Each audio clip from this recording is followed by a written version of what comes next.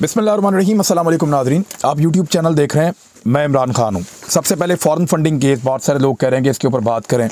और दूसरा मामला, इमरान खान साहब के असासे ऐसे कैसे बढ़ गए कि वो पहले टैक्स कम दिया करते थे, अब ज़्यादा दे रहे हैं। ये भी एक सवाल है, एहसन इकबाल ने उठाया, इसके ऊपर भी ये वीलॉग करेंगे।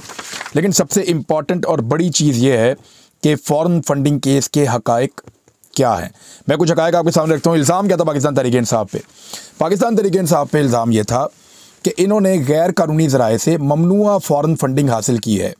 ऐसे लोगों से फ़ॉरेन फंडिंग ली है जो पाकिस्तानी नहीं थे, बल्कि वो पाकिस्तान के दुश्मन हैं, पाकिस्तान के खैर ख्वाह नहीं है। इवन ये कहा गया कि इन्होंने यहूदियों से फंडिंग ली है, इन्होंने पाकिस्तान के मुखालिफिन से फंडिंग ली है, दुश्मन एजेंसियाँ फंडिंग करती नहीं। इस किस्म के बहुत सारे इल्ज़ामात लगाए गए। वो सारे इल्ज़ामात जब अब स्क्रूटनी कमेटी ने अपनी रिपोर्ट लिखी है तो उसके अंदर उड़ गए हैं, तबाह हो गए हैं। कैसे? मैं कुछ हक़ाइक़ आपके सामने रखता हूँ। एक तो जो ये कहते थे कि ये गैर कानूनी तरीके से पैसा लाते हैं, उसका जवाब स्क्रूटनी कमेटी ने अपनी रिपोर्ट के अंदर लिखा है, और ये रिपोर्ट आप देख सकते हैं। उन्होंने कहा कि तहरीक-ए-इंसाफ़ की 2 LLC कंपनियों के अलावा किसी और से उनके अकाउंट में फ़ंड कभी नहीं आए। अपनी कंपनियों से फ़ंड आ रहे हैं। वाज़ेह है कि LLC कंपनियों के ज़रिए दीगर जमातें भी कानूनी तरीके से फ़ंड इकट्ठे करती हैं। एक तो ये नुक्ता, बल्कि इसको मैं आपको बताऊँगा कि अदील वड़ाइच साहब हैं, एक जर्नलिस्ट हैं, उन्होंने बड़ा अच्छा इसको रिपोर्ट किया है। कुछ चीज़ें मैंने वहाँ से सीखी हैं, कुछ गवर्नमेंट का मौक़िफ़ है और कुछ जो रिपोर्ट है उसको पढ़ने के बाद चीज़ें सामने आ रही हैं। एक और जगह पे रिपोर्ट हो रहा है कि मीडिया में गलत रिपोर्ट होता रहा आज तक। मीडिया आज तक ये क्लेम करता रहा कि तहरीक-ए-इंसाफ़ के 63 अकाउंट्स हैं, बार बार ये कहता रहा, कोई इस पर माफ़ी नहीं मांगेगा। लेकिन स्क्रूटनी कमेटी की रिपोर्ट ये बता रही है, ये सामने पड़ी हुई है, उसके मुताबिक 7 बैंकों में कुल 26 अकाउंट तहरीक-ए-इंसाफ़ के पाए गए। Number of accounts, name of banks लिखा हुआ है, bank Islami, Habib bank, United Bank, Muslim Commercial Bank, National Bank, Bank of Khyber, Bank of Punjab. और टोटल जो है वो 26 अकाउंट है। सबसे ज़्यादा जो है वो हबीब बैंक के अंदर 11 अकाउंट्स हैं। ब्रांचें बहुत ज़्यादा ना इसकी, हर जगह पे आप पैसा सप्लाई कर सकते हैं, भिजवा सकते हैं। अकबर बाबर साहब का जो मेन इल्ज़ाम था वो ये था कि गैर मुल्की फंडिंग का एक इल्ज़ाम था जो स्क्रूटनी कमेटी में साबित नहीं हो सका। मामला अब 5 बरस में सिर्फ ये कुछ 31 करोड़ रुपये का आके रुक गया कि 31 करोड़ रुपये ऐसा है जो पाकिस्तान तहरीक-ए-इंसाफ़ ने गलत तरीके से कमाया है।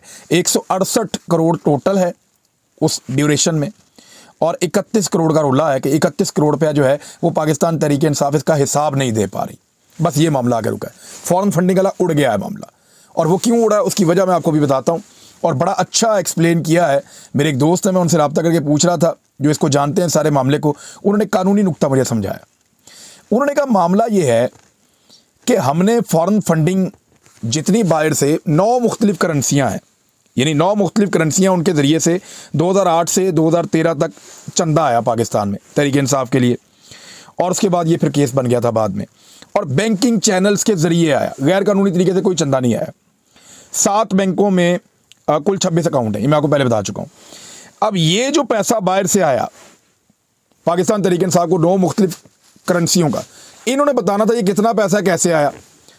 तहरीक-ए-इंसाफ़ ने इन मुल्कों से रिकॉर्ड हासिल किया और जो ट्रांजैक्शंस हुई थी उनका रिकॉर्ड दे दिया कि इस मुल्क से हमें इतना इतना पैसा इन लोगों ने दिया है, और बाकायदा नोटराइज्ड करवा के वहाँ से नोटरी पब्लिक का स्टैंप करवा के, जिस तरह वो मियाँ साहब भी करवाते हैं।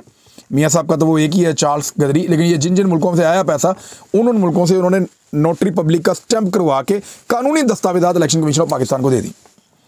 अब ये अमेरिका की हैं, बरतानिया की हैं, जर्मनी की हैं, फ्रांस की हो सकती हैं, दीगर मुल्कों के, इवन जापानीज़ हैं, और बहुत सारे मुल्कों से पाकिस्तान तहरीक-ए-इंसाफ़ को फंडिंग होती है। अब ये फंडिंग पाकिस्तान में आ गई। इसमें रोला ये है कि जो इलेक्शन कमीशन है वो उन मुल्कों की बैंक स्टेटमेंट्स मांग रहा है। ये बहुत पर्सनल चीज़ें हैं, यानी ये अगर बैंक स्टेटमेंट आप दे भी दें उन मुल्कों की या उन शहरियों की जो फंडिंग कर रहे हैं, अगर वो बैंक स्टेटमेंट नहीं देना चाहते उनकी मर्ज़ी है, लेकिन अगर वो अपनी बैंक स्टेटमेंट दे भी दें तो इलेक्शन कमीशन कर क्या लेगा, उसको कैसे वेरीफाई करेगा? उन बैंकों में तो चेक ही नहीं कर सकता, वहाँ तक तो उनकी एक्सेस ही नहीं है। तो इलेक्शन कमीशन की स्क्रूटनी कमेटी है, उसने इसमें कुछ लिखा है। उसने लिखा है कि उस मुल्क में मौजूद अफराद की बैंक स्टेटमेंट भी दी जाएँ जो प्रोवाइड नहीं की गई हैं, सोर्स ऑफ फंड नहीं बता पाई तहरीक-ए-इंसाफ़, इस तरह वो कह रहे हैं। यानी मिसाल के तौर पे एक आदमी है, वो अमेरिका में रहता है, उसका नाम है इलियास, उसने एक फ़ंड किया पाकिस्तान तहरीक-ए-इंसाफ़ को, तहरीक-ए-इंसाफ़ ने उसको लीगल चैनल के ज़रिए पाकिस्तान में पहुँचाया और पहुँचा के उसको शामिल करके बता दिया अब वो ये कह रहे हैं ये पैसा हमें इलियास ने भेजा है और ये हम नोटरी पब्लिक का आपको रिकॉर्ड दस्तावेज दे रहे हैं जो ये बताती है कि इस बंदे ने हमें ये पैसा भेज दिया। इलेक्शन कमीशन कहता है कि इस बंदे के बैंक तक हमें एक्सेस दें और हमें बताएं इसका पूरा रिकॉर्ड डाटा क्या है, ये बंदा क्या है। अब ये एक ऐसी चीज़ है कि इलेक्शन कमीशन की जुरिस्डिक्शन बाहर तक नहीं है, यानी पाकिस्तान की अदालत ने मियां नवाज शरीफ साहब को बाहर भेजा, उनको वापस नहीं ला सकती क्योंकि इनका कानून ही वहाँ नहीं लगता, इनकी जुरिस्डिक्शन नहीं है वहाँ तक। अब चुप करके बैठे रहो, मिन्नतें करो, तरले करो, बुलाने के लिए इंतजार करो। लेकिन यहाँ इलेक्शन कमीशन का चक्कर उल्टा है, वो ये कहते हैं हमें बैरून मुल्क में उन बंदों के अकाउंटों तक भी एक्सेस दें, हमें बताएं जनाब कि ये हो नहीं सकता। वो मुल्क जो है वो वैसे ही बड़े सख्त हैं, वहाँ पे आप ममनुआ फंडिंग नहीं कर सकते, गैर कानूनी तरीके से फंडिंग नहीं कर सकते। 9/11 के बाद उनके कवानीन बहुत सख्त हो चुके हैं, यानी आप सोच सकते हैं कि अमेरिका के अंदर एक आदमी इलीगल तरीके से पैसा इकट्ठा करके और पाकिस्तान तरीके इंसाफ को या किसी जमात को फंडिंग कर देगा, ऐसा नहीं हो सकता। ये जो फंडिंग हुई है ये बाकायदा जिन बंदों के जरिए से हुई है उन बंदों को मेंशन करके नोटरी पब्लिक के साथ स्टैंप करके डॉक्यूमेंट प्रोवाइड किए गए हैं और उन्होंने तस्दीक की है ये पैसा हमने पाकिस्तान तरीके इंसाफ को इसी टाइम पे दिया था। अब तो हो गया ये सारा मामला क्लियर। लेकिन इलेक्शन कमीशन कहता है कि उनके बैंक अकाउंट्स, उनकी स्टेटमेंट्स कि उन्होंने किस तरीके को पैसा निकाला, किस तरीके से दिया, क्या किया, उनके पर्सनल मामला के अंदर इलेक्शन कमीशन कहता है हम जाएंगे। लेकिन अगर ये पैसा पाकिस्तान के अंदर से किसी ने दिया, फ़र्ज़ करें पाकिस्तान के अंदर से जितनी फंडिंग हुई है वो सारी की सारी फंडिंग जो है वो लीगल है, यहाँ का सारा रिकॉर्ड दिया गया, यहाँ का एक एक बंदा बताया गया इसने इतने पैसे दिए, इस वक्त बैंक से निकाले, इस वक्त लाके दे दिए, इसने फलां चीज़ बेची उसने लाके दे दी, इसने फलां चीज़ की उसने लाके दे दी। इस तरह जो पाकिस्तान में रिकॉर्ड इकट्ठा हुआ उसके ऊपर कोई एतराज़ नहीं है। एतराज़ है कि जो बाहर मुल्क से जिन लोगों ने पैसा भेजा उनकी पर्सनल मालूमात भी उनके बैंकों की हमारे साथ शेयर की जाए। हालांकि इलेक्शन कमीशन वहाँ जाके कुछ कर नहीं सकता। देखिए ये इलेक्शन कमीशन का एक एतराज़ हो सकता है, एक ऑब्जर्वेशन हो सकती है, हो सकता है फैसला इसके बरक्स आए उनका जब इसके ऊपर केस चले, हो सकता है सुप्रीम कोर्ट में जाके इस चीज़ को ख़त्म कर दिया जाए। तो इसके ऊपर कुछ बहुत बड़ा ये फैसला कुछ चीज़ नहीं है कि जनाब आप उनका रिकॉर्ड भी हमें दें। हो सकता है बाद में कोई अदालत कह दे या इलेक्शन कमीशन के अंदर से ये राय आ जाए कि ठीक है उनका रिकॉर्ड लेके हमने क्या करना है, ये हमारे पास तस्दीक शुदा डॉक्यूमेंट हैं। यानी कतरी खत के ऊपर तो सारे उछल रहे थे, वहाँ पे तो बंदे लिख के दे रहे हैं जनाब हमने ये पैसा भेजा लीगल तरीके से भेजा, और पाकिस्तान में आया भी पैसा लीगल तरीके से, कोई एक इलीगल तरीके से पैसा नहीं आया, ये स्क्रूटनी कमेटी कह रही है। तो फॉरेन फंडिंग का केस तो हो गया जनाब ख़त्म। अब रह क्या गया पीछे, रह गए जी वो 31 करोड़ रुपए, 168 करोड़ में से 31 करोड़ रुपए। ये जो 31 करोड़ है इनमें फवाद चौधरी साहब ने एक बड़ी अजीब बात बताई, इसकी भी तस्दीक होनी चाहिए, लेकिन वो वज़ीर इत्तलाआत हैं, वो ये कह रहे हैं तो मुमकिन है कि बात ठीक हो। उन्होंने कहा कि हमारे 16 करोड़ की एक ट्रांजैक्शन और 15 करोड़ की एक ट्रांजैक्शन ये डबल रिकॉर्ड हो गई है। वो कैसे? उन्होंने कहा पाकिस्तान तहरीक इंसाफ के एक अकाउंट के अंदर 16 करोड़ रुपये आया और पाकिस्तान तहरीक इंसाफ ने उस पैसे को दूसरे अकाउंट में शिफ्ट किया किसी ज़रूरत के तहत, और इस तरह ये 16 करोड़ डबल फिगर में आ गया, वहाँ भी 16 करोड़ आ गया, यहाँ भी 16 करोड़ आ गया, और उन्होंने जमा करके इसको लिख दिया कि जनाब ये 16 करोड़ है। पहले वाले 16 करोड़ का तो मौजूद था सबूत, लेकिन जब उस बैंक से दूसरे बैंक में 16 करोड़ गया उसका सबूत नहीं था। पहला तो 16 करोड़ हो गया ये, वो ये कह रहे हैं। बाकी एक 15 करोड़ वो कह रहे हैं कि एक ट्रांजैक्शन है जो 15 करोड़ रुपये सेंटर से यानी वफाक से हमने सूबों को दिया था इलेक्शन के लिए या एक्टिविटीज़ पॉलिटिकल के लिए, तो वो जो वफाक से सूबों को 15 करोड़ दिया था वो भी डबल काउंट हो गया कि जनाब ये तो आपने बता दिया कि इस अकाउंट के अंदर 15 करोड़ कैसे आया, लेकिन आपने ये नहीं बताया कि अगर सूबों को किसी को 3 करोड़ 2 करोड़ 5 करोड़ जैसे भी गया वो 15 करोड़ उनके पास कहाँ से आया। तो इस तरह वो कह रहे हैं ये डबल काउंटिंग है, और इसको हम जो है क्योंकि हमने खुद अपने पैसों को एक जगह से दूसरी जगह शिफ्ट किया था तो वो डबल काउंट हो गए हैं, ये हम जाके अपील के अंदर चीज़ें ठीक करवा लेंगे। ये फवाद चौधरी साहब का कहना है। अब आज हुक्मनामा जारी हुआ था रायवंड से तमाम मीडिया को कि आपने कोशिश करनी है, और मैं आपको जिम्मेदारी के साथ कह रहा हूँ कि आपने फॉरेन फंडिंग पे बात करनी है और उड़ा दो पाकिस्तान तहरीक इंसाफ को।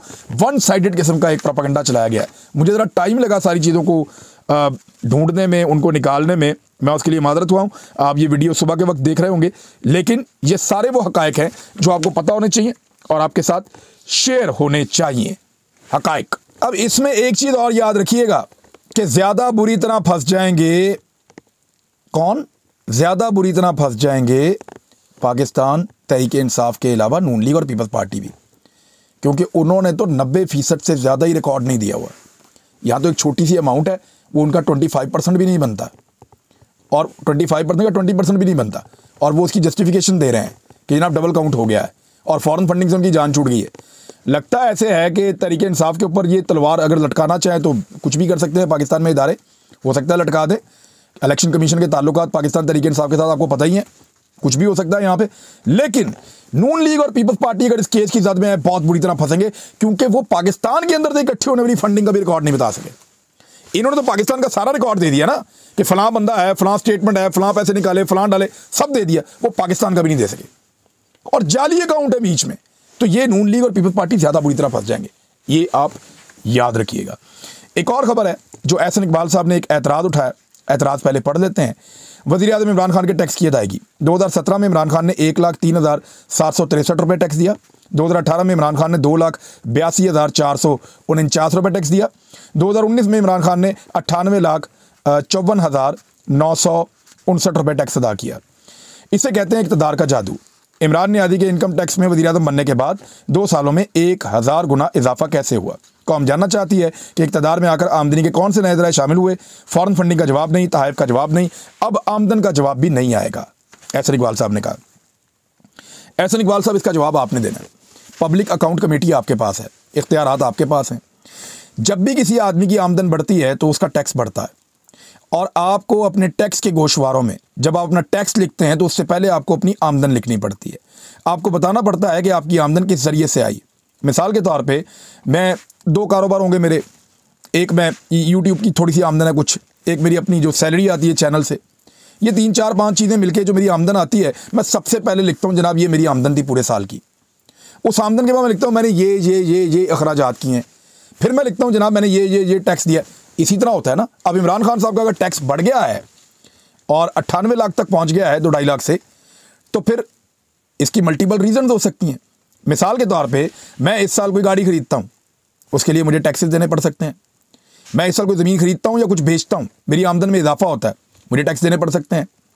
और अगर मुझे कोई रॉयल्टी मिलती है, मैं किसी जगह पे कोई प्रोजेक्ट करता हूँ किसी के साथ कोई भी, और मुझे उसके पैसे मिलते हैं, या मेरा कोई पिछला प्रोजेक्ट है उसके पैसे आते हैं, मेरी आमदन बढ़ गई, मुझे उसके ऊपर टैक्स देना पड़ता। बेशुमार मल्टीपल चीज़ें हो सकती हैं। ये गोशवारों के अंदर जाके पब्लिक अकाउंट कमेटी आपके पास है, आप चेक कर सकते हैं कि इमरान खान की आमदन कैसे बढ़ी, वो कौन से ज़राए थे जिनके साथ बढ़ी, कितनी बढ़ी, और उसके ऊपर जो ज़्यादा टैक्स दिया वो कैसे दिया, आप चेक कर सकते हैं।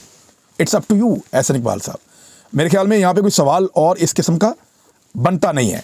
एक और चीज़ है जो बहुत इंपॉर्टेंट है, पाकिस्तान में रुपए को सबसे ज़्यादा डैमेज किसने किया। वैसे एहसन इकबाल साहब से एक और सवाल भी है, वो ये तो पूछ रहे हैं कि इमरान खान का टैक्स ज़्यादा कैसे हो गया। उन्होंने ये नहीं पूछा कि शहबाज शरीफ तो इमरान खान से बहुत अमीर है, उनका टैक्स इतना कम कैसे हो गया। नवाज शरीफ तो इमरान खान से बहुत अमीर है, उनका टैक्स इतना कम कैसे हो गया। बिलावल भुट्टो जरदारी, शाहिद खाकान अब्बासी, एयर कंपनी, आसिफ अली जरदारी, इनके तो बहुत बहुत ज़्यादा ये अमीर हैं इमरान खान से, बहुत बड़ी बड़ी मिले हैं, ज़मीनें, जायदादें, सब कुछ। मेरे ख्याल में इन सबसे गरीब होगा Imran Khan, prime minister of Pakistan. तो इनके टैक्स इतने कम कैसे हो गए, सवाल ये पूछना चाहिए था। इनकी आमदन इतनी ज़्यादा हो, टैक्स इतना कम हो, ये कैसे हो सकता है। ये सवाल नहीं पूछा एहसन इकबाल साहब ने, मुझे इस पर हैरत हो रही है। लेकिन अब एक और खबर है, वो आप सुने कि पाकिस्तान को सबसे ज़्यादा जो नुकसान पहुंचाया है, जो पाकिस्तानी रुपए की कदर को, वो किसने पहुंचाया है। रिकॉर्ड आपके सामने रखूंगा, रिकॉर्ड के साथ बात करूंगा। 1988 से 1999 तक पीपल्स पार्टी के 2 दौर और नून लीग के 2 दौर, लगभग 10 साल का दौरानिया बनता है। पीपल्स पार्टी और नून लीग के 11 साल में, लगभग 11 साल है, डॉलर 200% महंगा हुआ था।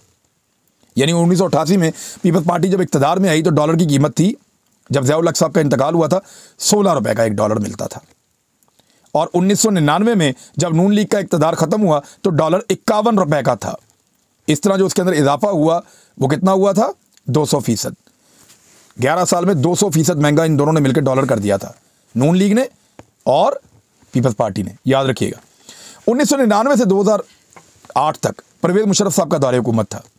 मुशर्रफ साहब ने 9 साल हुकूमत की इस मुल्क पे, और डॉलर की कीमत में 17% इजाफा हुआ, सिर्फ 17%।